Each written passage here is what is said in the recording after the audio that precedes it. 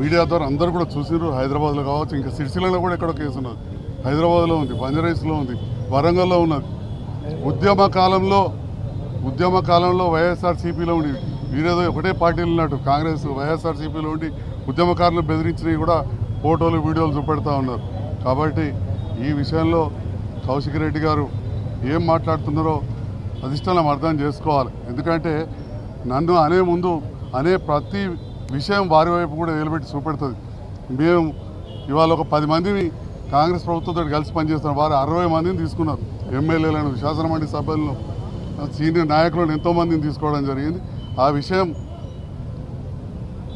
ఇవాళ గౌరవ పెద్దలు కేసీఆర్ గారు కావచ్చు, పార్టీ కార్యనిర్వాహక అధ్యక్షులు కేటీఆర్ గారు కూడా గమనించి స్పందించాలి. అదేవిధంగా నాతోటి శాసనసభ్యులు కావచ్చు, ఆ పార్టీలో బీఆర్ఎస్ పార్టీలో ఉన్నారు, మిగతా నాయకులు కూడా ఆలోచన చేయాల్సిన అవసరం ఉన్నది. మీరు అనుకుంటున్నారు కావచ్చు సంజయ్ కుమార్ని ఏదో అంటే బదనామవుతారని. అట్ ద సేమ్ టైం అన్నప్పుడల్లా మేధావులు కావచ్చు, పాత్రికేయ మిత్రులు, చాలామంది సీనియర్ నాయకులు, మొన్ననే ఒక సీనియర్ బీజేపీ నాయకులు కావచ్చు, ఒక మేధావి మాజీ ఎమ్మెల్సీ కూడా పార్టీ ఫిరాయింపులు అన్నప్పుడు వాళ్ళకు బీఆర్ఎస్ పార్టీ వాళ్ళకు మాట్లాడే నైతిక హక్కే లేదని చెప్పి నాకు తెలియదు. వారే చాలా పెద్దవాళ్ళు, వారు సీనియర్ నాయకులు, వాళ్ళే చెప్పడం జరిగింది. నేను కూడా ఈ మీడియా ద్వారా చూడడం జరిగింది.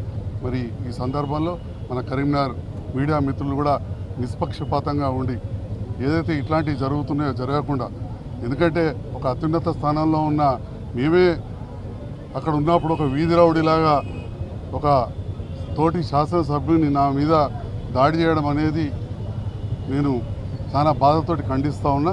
ఇది మీ మీడియా ద్వారా కూడా ఈ సమస్త ప్రజలు కూడా గుర్తించాలి. మరి కౌశిక్ రెడ్డి గారు సొంతంగా చేసిండ్రా, వారిని ఎవరైనా రెచ్చగొట్టి నా మీదకి పంపించినా అని చెప్పి ఆలోచన చేయాల్సిందిగా నేను ఈ సందర్భంగా కొడుతా ఉన్నా. Thank you.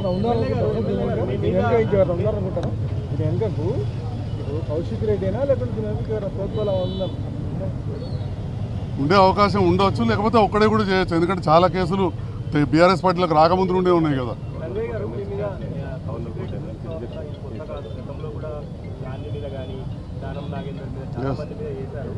ఎలాంటి చర్యలు తీసుకోవాలని స్పీకర్ చెప్పారు? ఏం చర్యలు తీసుకుంటే కౌశిక్ రెడ్డి మరోసారి